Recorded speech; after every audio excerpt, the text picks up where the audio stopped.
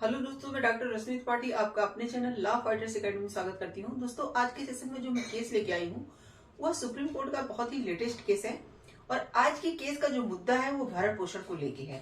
तो भरण पोषण का मुद्दा जैसा कि हम लोग जानते हैं कि आए दिन कोर्ट के सामने आता रहता है, लेकिन आज का जो मुद्दा भरण पोषण को लेके बहुत ही अहम मुद्दा है,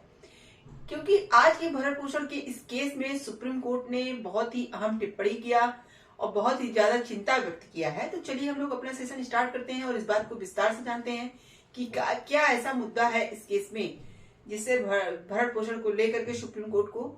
जो है अहम टिप्पणी करनी पड़ी। तो जैसा कि केस के जो फैक्ट रहते हैं कुछ यूं रहते हैं कि महिला और मतलब उनके पति से आपसी विवाद जब शुरू होता है तो उनकी शादी को सिर्फ 4 ही 5 महीने हुए रहते हैं और इन 4-5 महीनों में उनमें इतना मनमुटाव बढ़ जाता है कि अब वो दोनों तलाक लेना एक दूसरे से चाह रहे थे। तो देखिए, जैसा कि तलाक की याचिका जो है फैमिली कोर्ट में डाली जाती है, तो फैमिली कोर्ट ने जो है इन लोगों को तलाक देने की बातें कही थी और पति को 8 करोड़ रुपए गुजारा भत्ता के साथ मतलब आपसी सहमत के साथ तलाक देने की यहाँ पे बात हुई थी, जैसा कि पति चाहते थे। फिर क्या होता है कि पत्नी ने जो है पति के वही क्रूरता वाला केस भी कर दिया था और बहुत सारे ऐसे केस आपसी विवाद में चलते रहे कि उन लोगों की मतलब जो शादीशुदा जिंदगी थी उसमें जो है मिलाप की कोई संभावना नहीं दिख रही थी। तो फिर इनके पति जो थे वह चाहते थे कि जो है हम लोगों का जो है सही तरीके से तलाक करवा दिया जाए और पत्नी को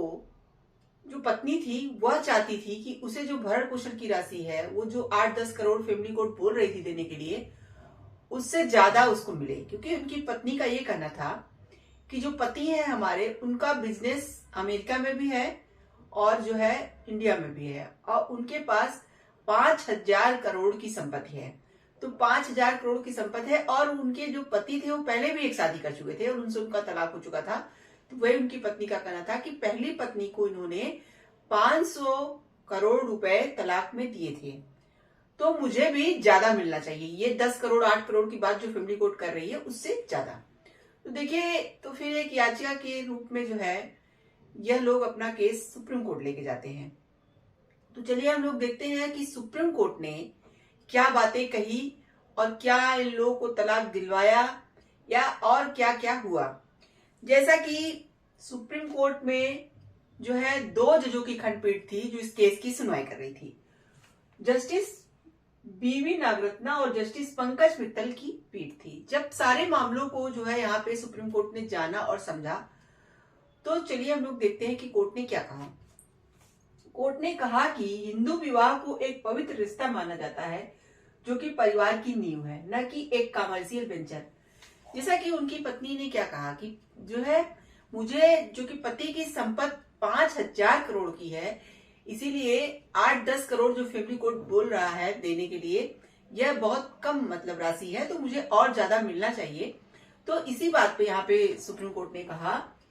कि हिंदू विवाह तो एक पवित्र रिश्ता माना जाता है जो कि परिवार की नींव है, न कि एक कमर्शियल वेंचर। कोर्ट ने कहा कि महिलाओं के इस बात को लेकर सावधान रहने की जरूरत है कि उनके हाथों में सख्त प्रावधान उनके कल्याण के लिए है, लाभकारी कानून है, न कि उनके पतियों को दंडित करने, धमकाने, उन पर हावी होने या उनसे जबरन वसूली करने का साधन। जैसा कि यहाँ पे कोर्ट ने देखिए बहुत ही ज्यादा जो है चिंता व्यक्त की और महिलाओं को यह बात कही कि महिलाओं को इस बात को लेकर के सावधान रहने की जरूरत है, क्योंकि उनके हाथों में जो सख्त प्रावधान दिए गए हैं उनके कल्याण के लिए हैं, उनके लाभकारी हित के लिए जो कानून बनाए गए हैं, न कि उनके पतियों को दंडित करने, धमकाने और उन पर हावी होने या उनसे जबरन वसूली करने का साधन। जैसा कि कोर्ट ने यहाँ पे आए दिन इस तरह के केस आ रहे हैं। महिला पति से जब अलग होती है तो आईपीसी का सेक्शन लगवा देती है 498A, जैसा कि हम लोग अभी बहुत सारे ऐसे केस देखते आए हैं जो कि सामने आ रहे हैं। एक इंजीनियर ने जो सुसाइड कर लिया, तो इस तरह से पति पत्नी जब आपसी मनमुटाव होता है तो एक दूसरे को जो है परेशान करना शुरू कर देते हैं और महिलाएं क्या करती हैं, जो उनके लाभ के लिए जो नियम कानून बनाए गए हैं वो उसका दुरुपयोग करना शुरू कर देती हैं। इसी बात पे कोर्ट ने यहाँ पे कहा कि जो उनको उनके हाथों में सख्त प्रावधान उनके कल्याण के लिए है, लाभकारी कानून जो उनके कल्याण के लिए बनाए गए हैं, वो पतियों को दंडित करने के लिए या धमकाने के लिए नहीं बनाए गए हैं। महिलाएं ये बात अच्छी तरह से समझ ले। यहाँ पे देखिए कोर्ट ने महिलाओं को सावधान रहने की बात की, मतलब कही है कि भाई देखिए जो कानून उनके लाभ के लिए बनाए गए हैं वो उसका दुरुपयोग कर रही हैं, तो उसका दुरुपयोग करेंगी तो क्या होगा। यहाँ पे देखिए दुरुपयोग करना बहुत गलत चीज है, क्योंकि जो चीजें आपके लाभ के लिए बनाई गई हैं आप उसका दुरुपयोग करोगे, दुरुपयोग जब ज्यादा बढ़ जाएगा तो क्या होगा। तो जो सही मायने में जो केस आएगा लोग उसको भी गलत समझने लगेंगे। लोगों को तो यही लगेगा कि महिलाओं का काम ही यही है कि जो उनको लाभकारी जो है कानून नियम उनके लिए बनाए गए हैं वो उसका दुरुपयोग कर रही हैं। यही कोर्ट ने इस बात के लिए महिलाओं को सावधान रहने की जरूरत है ऐसा कहा।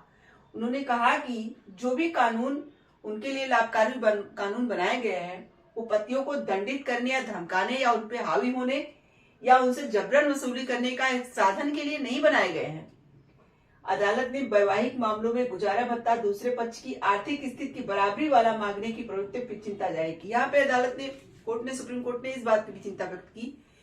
कि महिलाएं जैसा ये कहती हैं कि उनके पति जो है इतनी ज्यादा संपत्ति रखे हुए हैं, इतने करोड़ की प्रॉपर्टी है उनकी, या मतलब इतना ज्यादा है उनके पास, तो वो हमको भी मिलना चाहिए। तो यहाँ पे कोर्ट ने कहा कि यह कोई संपत्ति नहीं, मतलब ऐसी संपत्ति नहीं है कि आप उसमें बराबरी में हिस्सा बंटवाइए। यहाँ पे देखिए कोर्ट ने कहा कि वैवाहिक मामलों में गुजारा भत्ता दूसरे पक्ष की आर्थिक स्थिति की बराबरी वाला मांगने की प्रवृत्ति पर चिंता जाहिर की है और कहा गुजारा भत्ता की डिमांड करते वक्त महिला अपने पूर्व पति से उनके मौजूदा जीवन स्तर के मुताबिक गुजारा भत्ता की उम्मीद नहीं कर सकती है। यहाँ पे कोर्ट ने देखिए बहुत अहम बात कही। सुप्रीम कोर्ट ने ये कहा कि महिलाएं जो है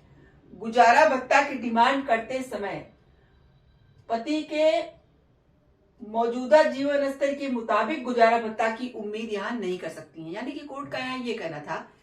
कि मान लीजिए आपकी शादी को टूटे 4-5 साल हो गए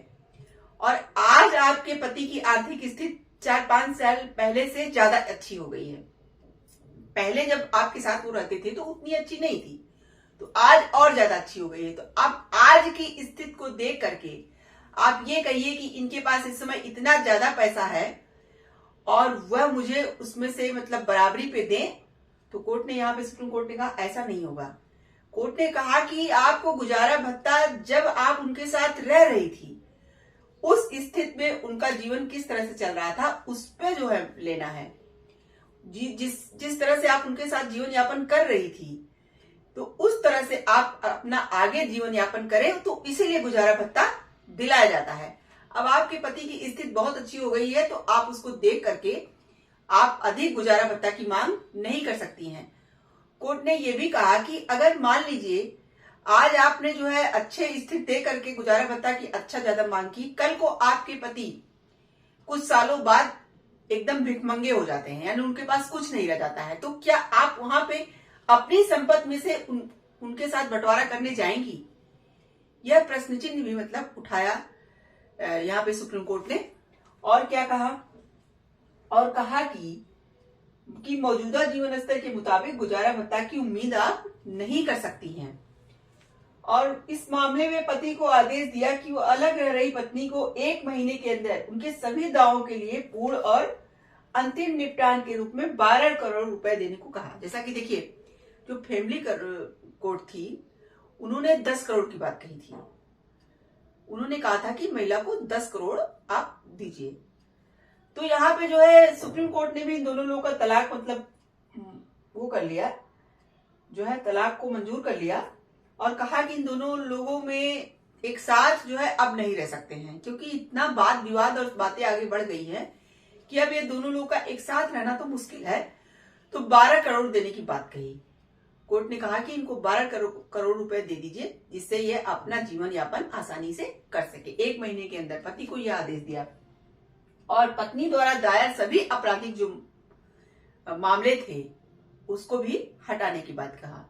यानी कोर्ट ने कहा कि 12 करोड़ रुपए में आपसी सहमति द्वारा आप लोग अलग हो गए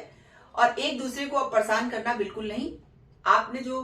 अपनी पत्नी के खिलाफ केस किया हो या पत्नी ने आपके खिलाफ जो केस किया हो, सब चीजों को यहाँ पे रद्द कर दिया जाता है, सारे केसों को रद्द कर दिया जाता है और आप लोग बस 12 करोड़ रुपए दीजिए और एक दूसरे से आप अलग रहिए। तो इस तरह से सुप्रीम कोर्ट ने जो है दोनों के तलाक को मंजूरी दे दिया, 12 करोड़ रुपए गुजारा भत्ता देने की बात कही। और देखिए यहाँ पे सुप्रीम कोर्ट ने इस बात की भी चिंता व्यक्त की कि जैसा कि ये महिला जो थी अपने सास ससुर के ऊपर जो है इन्होंने कई सारे इल्जाम लगाए थे और उनके ऊपर भी उन्होंने केस कर दिया था, जो कि बहुत ही बुजुर्ग थे। तो इस बात पे भी कोर्ट ने कहा कि ज्यादातर महिलाएं ऐसा कर रही हैं कि वह अपना बदला लेने के लिए, अपने पति से बदला लेने के लिए बुजुर्ग माता पिता को भी नहीं छोड़ रही हैं और इसमें पुलिस वाले भी उनका साथ देते हैं। यहाँ पे कोर्ट ने इस केस में यह भी कहा कि पुलिस वाले भी उनका साथ देते हैं, वो यह नहीं देखते हैं कि हो सकता है कि महिला ने जो है ऐसे ही गलत किया हो और मतलब बदला लेने के लिए अपने पति से हो सकता है सास ससुर को भी फंसा दिया हो, तो यहाँ पे पुलिस तुरंत कार्रवाई कर देती है। तो यहाँ पे सुप्रीम कोर्ट ने कहा कि इस बात को यहाँ पे ध्यान देने की जरूरत है कि महिला जो केस कर रही है उसमें तुरंत गिरफ्तारी वगैरह न की जाए, क्योंकि हो सकता है कि महिला जो चीज कर रही है वो झूठा भी हो, तो इसकी जांच वगैरह करने के बाद ही कोई गिरफ्तारी वगैरह करनी चाहिए। और यहाँ पे जैसा कि बुजुर्ग दंपत को फंसाने की बात थी, तो इस पे कोर्ट ने बहुत ही कहा कि बहुत दुखद बात है,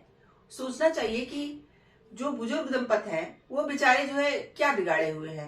आप जो है अपने पति से बदला लेने के लिए बुजुर्ग माँ बाप को जो कि बिस्तर पर पड़े हुए हैं उनको भी परेशान कर रहे हो, तो यह तो अच्छी बात नहीं है। तो देखिए यह था आज का सुप्रीम कोर्ट का भरण पोषण को लेकर के पूरा जजमेंट। देखिए आज के जजमेंट से हम लोगों ने क्या बातें समझी, हम लोगों ने यह बातें समझी कि जो गुजारा भत्ता देने की बात पत्नी करती है अपने पति से, तो यहाँ पे सुप्रीम कोर्ट का कुल मिला के यही कहना था कि महिला को गुजारा भत्ता मिलेगा, लेकिन गुजारा भत्ता बहुत सारी ऐसे कंडीशन है जिसको देख के दिया जाएगा। अब महिला अपने मन से ये कहे कि हमारे पति की स्थिति बहुत अच्छी है तो मुझे इतने करोड़ चाहिए या इतना पैसा चाहिए, तो उस तरह से उसके मांगने से तो नहीं हो पाएगा। देखिए यहाँ पे जो है कोर्ट का यही कहना था कि जो है सारी कंडीशन को पहले देखा जाएगा, तभी जो है गुजारा भत्ते की बात की जाएगी। महिला की स्थिति क्या है, महिला क्या कमाई कर लेती है या नहीं कर लेती है, या वो अपने पति के साथ किस स्थिति में रही है, किस परिस्थितियों में उसने जीवन यापन किया है, तो उस सारी कंडीशनों को देखने के बाद ही गुजारा भत्ता जो देना होगा उसको डिसाइड किया जाएगा। तो आशा करते हैं कि आज का केस आपको पसंद आया होगा। आप मेरे चैनल को लाइक कीजिए, सब्सक्राइब कीजिए, शेयर कीजिए, बेल आइकन को दबाइए, जिससे ऐसे ही नए नए केसों जानकारी उसमें आपको अवगत कराती रहूं। तो थैंक यू वेरी मच।